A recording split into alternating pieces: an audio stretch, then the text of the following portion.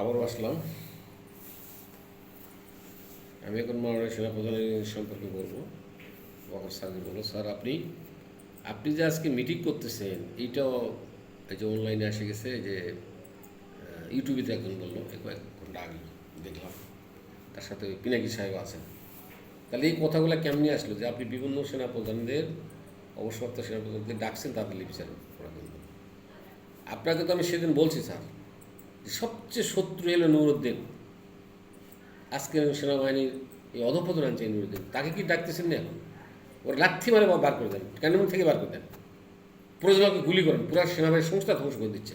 আরও সামনে কত অফিসার যে বরখাস্ত হবে চাকরিতে কোনো হিসাব নেই। আমি হুঁশিয়ার করতে পারছি, সতর্ক হয়ে যান, সেকেন্ড লেফটেন্যান্ট শুরু করে উপর পর্যন্ত অফিসার এবং প্রত্যেকটা বাহিনীর, পুলিশ, বিডিআর, আর্মি সহ এবং প্রশাসন, সিভিল প্রশাসন। আপনারা কেউ হুঁশিয়ার করে হয়ে যান। আপনারা নিজেরা দরকার হলে আপনারা আন্দোলন তো করা যায় না, আপনারা দাবি করেন যে আমাদের চাকরি কোনো দিন কেউ খাইতে পারবে না, খাইলে আমরা পুরো বাহিনী আমরা চাকরি বাদ দিয়ে চলে যাবো। এটা তুলে ধরেন যে কোনো রাজনীতিবিদ আসে আপনাদের চাকরি খাইতে পারে না এবং অযথা কোনো হুকুম দিতে পারবে না, যেটা অনিয়ম। এটা আপনারা তুলে ধরেন, বুঝছেন? নাহলে আপনার বেচা কারে যে এই বড় বড় অফিসারদের হাতে হ্যাঙ্গা পড়েছে, এটা লজ্জার বিষয় না? তো মাননীয় সেনাপ্রধান আপনাকে বলছি যে আপনি একটা ডিভাইস বসান, এই সমস্ত কারা বাহিনীর কথা বলতেছে এবং অবসরপ্রাপ্ত লোকগুলার এই যে আসলে এসে একটা ভুল করে গেছে, এই ডিওএসএস ফিওএসএস এই অফিসারগুলো কোয়ার্টার দেওয়ার জন্য আজকে সিকিউরিটি সেনাবাহিনীর বিরুদ্ধে বাইরে আছে সব বাইরে। এটা ওটা ভুল করে গেছে। আপনার কোনো বিলাসিতা বিলাসিতা করে ফাঁকে ফাঁকে গোয়েন্দাগিরি ডিউটি করে আপনারা সেনাবাহিনীকে ধ্বংস করবেন? হ্যাঁ, এই দেশ সেবক আপনারা, এই দেশপ্রেমী, এই রাজনীতিবিদদের মনে হয় এই যে লুটে বেড়ে খাওয়ার রাজনীতি করেন আপনারা। এই যে বহুত মুক্তিযুদ্ধ আছে, ধনী ব্যবসায়ী, বহুত কিছু আছে, তারা কোনদিন মুক্তিযোদ্ধা যে ভাতা নেয় এটা কি তা অন্যায় করে না? দেশকে ভালোবাসলে তো ভাতাটা চেঁচাই দিত। আর বেটা মুক্তিযোদ্ধা আমিও ছিলাম, হয়তো ওই পার যায় ট্রেনিং করিনি, কিন্তু এই দেশে মুক্তি খাওয়াইছি, পড়াইছি, নিয়ে গেছি, মিলিটারি দাবার খাইছি, ডিউটি করছি, এক জায়গা আর পাঠাইছি, পুকুরে চা মাছ, যে বড় বড় হাড়ির চাউল তো সব শেষ করছি। কই আমি তো সার্টিফিকেট নিয়ে নিই, আমি নিতে পারতাম। কত ভুয়া মুক্তিযুদ্ধ আছে।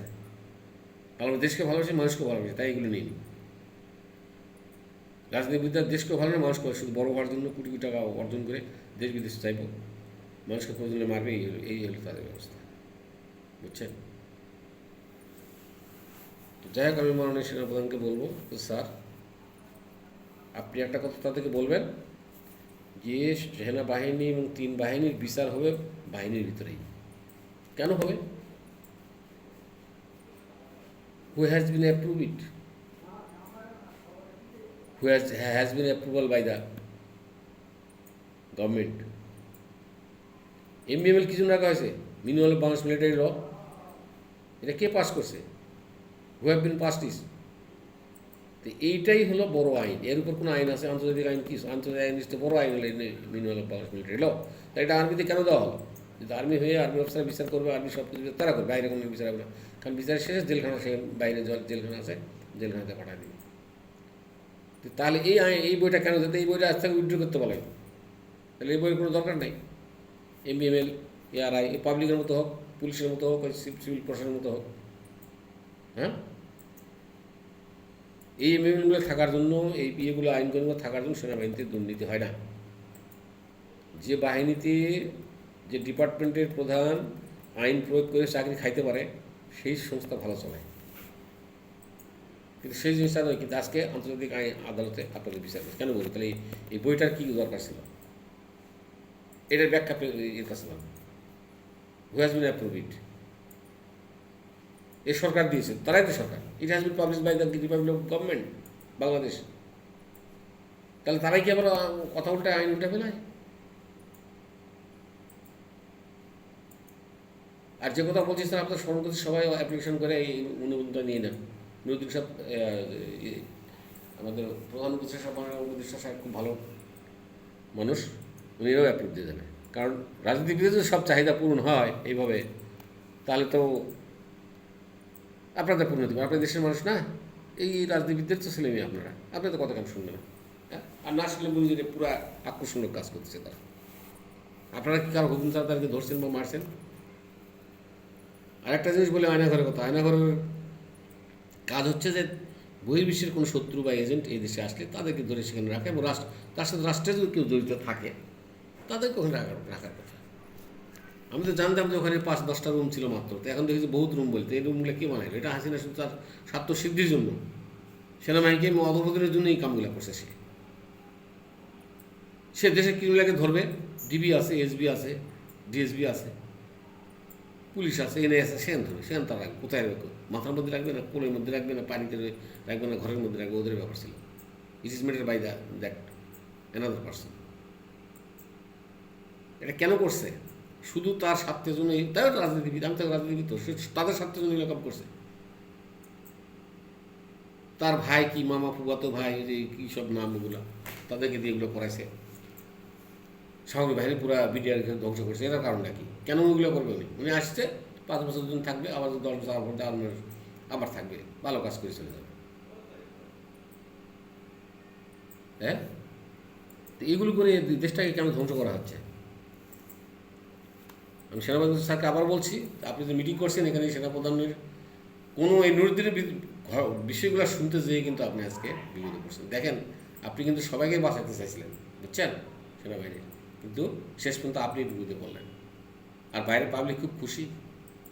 ওই যে 5 জন আছে না, 7 জনে যে প্রধান উপদেষ্টা আছে, অত মনে এই দেশে বড় বড় মন্ত্রী হবে, বাইরে যারা আছে, ওই যে লাগানো খসানো দল, ওরা আগে এটা প্রচার করে দিল যে আপনি ওই মিটিং হচ্ছে, সেনাপ্রধান অবসরপ্রাপ্ত যারা তা আসতেছে। এগুলো কেন বাইরে আসে? এটা আপনার তো বিপদ হয়ে গেছে। ওই যে একটা কথা আছে না, যে ব্যক্তি সবাইকে নিয়ে খাইতে চায় সুখে শান্তিতে, সেই ব্যক্তি নিজেই ভাত পায় না। তা আপনার কিন্তু ঘটনা তাই হয়েছে। আজকে তো আপনি আকাশ থেকে পড়ে গেছেন। আপনি দেশকে বাঁচানোর জন্য কথা করছেন, আবার সেনাবাহিনীকে বাঁচানোর জন্য করছেন। আপনি কি নিজের জন্য কিছু করেন না? করে তো সেই সময় তার সাথে হাসি চলে যেতে, না হলে তার সাথে মাস্টারদের দেশটা শাসন করতেন। কিন্তু সেটা তো করেন নাই। আপনি চাইছেন দেশের মানুষের ভালো থাকবে, তখন নিজের বিরুদ্ধে করে গেলেন। এখন ওদেরকে বলেন যে এমএল কেন চালু করা আছে, তাহলে আমরা বিচার করতে পারবো এটা কেন আপনি অ্যাপ্রুভ করে দিচ্ছেন, এটা ধরেন। কারণ ট্রাইব্যুনাল কিছুই না, হাসিনা ট্রাইব্যুনাল ছিল, তারা মানে নেই। তাই যদি ট্রাইব্যুনালে অন্যান্য রাজনীতি কেন মানবে, আপনারা কেন মানবেন? কখনোই না। 2 নম্বর,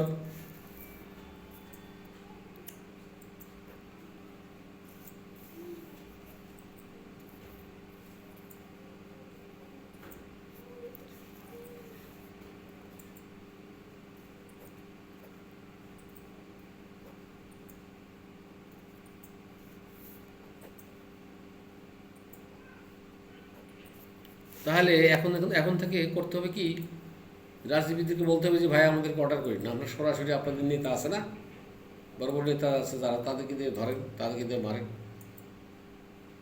মানে তাদেরকে আপনি এখানে পড়ান, আমাদেরকে নিয়ে আসে সেনাপ্রধান, বিমান বাহিনী প্রধান, নৌবাহিনী প্রধান, পুলিশ প্রধান বানান।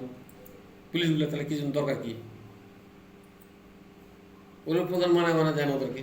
আওয়ামী লীগ আসবে, আওয়ামী লীগ, বিএনপি আসবে, জমা দিবে, আপনাদের কী দরকার? আসলে নিজের তো কোনো তো ক্ষমতা নাই, দক্ষতা নাই, একটা সংস্থার তোমার ধারণা নাই, আইসে বসে মানে এই বাহিনীগুলো ব্যবহার করে। হ্যাঁ, এটা হলো মির্জাফর জাতি, বুঝছেন স্যার, চরম মির্জাফর। এখন আমাদের একটা কাজ আছে, যেটা বলেছি, যে এইভাবে অনুমোদন নেন সুপ্রিম কোর্ট দেওয়া। আর ওই মিমেলটা কেন রাখা হলো, যদি আপনাদের বিচারে আপনি তুলে ধরেন, তাহলে এই মিমেল বাতিল করা হবে। পৃথিবীর সব দেশে আছে এটা, minimal of Bangladesh military law, minimal of Pakistan military law, minimal of British military law, minimal of American military law, minimal of British military law, minimal of Europe country military law. তাহলে কেন এটা থাকবে না আমাদের দেশে? উইদাউট কনসার্নিং অফ মিনিমাল তারা কেন এই কাজ করতেছে আপনারা ধরেন। আর ওরা যে ঘুরে যাচ্ছে বিচার, ওদের ভয় নাই। এরপরে যে ট্রাইব্যুনালে যারা আছে, বা ওই যারা উকিল হিসাবে দায়িত্ব পালন করতেছে, বিচারক যারা আছে, সংসদ যারা, তাদের যে বিচার হবে না, তা কেমনি বুঝবেন? এই জন্য সকল সামরিক বেসামরিক বা সরকারি সংস্থা যারা আছে, সকলে আন্দোলন করেন, করে বলেন যে আমাদের এটা পাস করতে হবে, যে আপনারা কোনো চাকরি আমাদের খাইতে পারবেন না, কারো চাকরি খাইতে পারবেন না, বদলি করতে পারবেন না, পোস্টিং করতে পারবেন না। আপনি হয়তো প্রমোশন হবে না, নিচের তো সুপারিশ যাবে, যাক দেওয়ার দরকার দেবেন, না দেবেন। এবং সুপারিশ একজনের জন্য হবে না, 5-10 জন প্রথম স্তরের যারা কর্মকর্তা থাকবে তাদের সুপারিশ পরে হবে। তাহলে কী হবে সুবিধা, রাজনৈতিক দলেরাও নিরাপদ থাকবে, আপনারাও নিরাপদ থাকবে। রাজনৈতিক দল বলবে যে না আমরা তো এটা করি না, আপনারা তো করে দেন, আমরা শুধু অনুমোদন দিই, বাস বেঁচে গেল।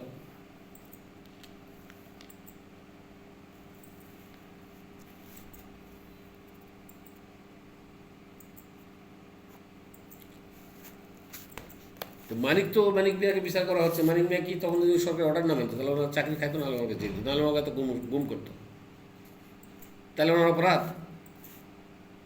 হ্যাঁ, এখন যে বিচার করতেছে এটা কি এখন তার অপরাধ? আপনারা তো করাইতেছেন, করতেছেন। আপনাদের কপালে শূন্য আছে, বুঝতে পারছেন? রাজনৈতিক দলের আর শূন্য আছে আপনাদের। দেশটাকে তো ধ্বংস করবেন, পৃথিবীর বুকে দেশটাকে মিশে যাবে, এরকম কাম করতেছেন আপনারা।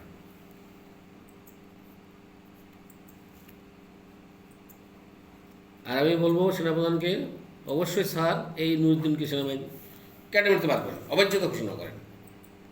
এই আরও কোন ধ্বংস করবে, কত বড় মির্জাফর, সেই 90 সাল থেকে তার বুদ্ধিতে এই আজকে কত বছর হয়ে গেল, 30 বছর। সেনাবাহিনীকে আউট, সেনাবাহিনী আউট, সেনাবাহিনী আউট, নৌবাহিনী আউট, বিমানবাহিনী আউট, বিচারক আউট, বাহিনীর প্রধানগুলো আউট করছে।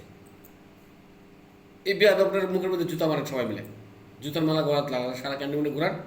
আর অফিসার যারা আছে তারা আপনার হুঁশিয়ার হয়ে যান, কারণ আপনার ছেলে মেয়ে বাহিনীতে আছে, ওদের কিন্তু অবস্থা হবে, বুঝছেন স্যার?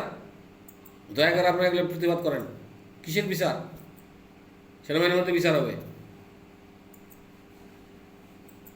আর আমি যেটা বলতেছি যে এখন যেটা পিনাকি ভাইকে বলতেছি, পিনাকি ভাই আপনি একটু মুখ সামলাটা কথা বলেন ভাই।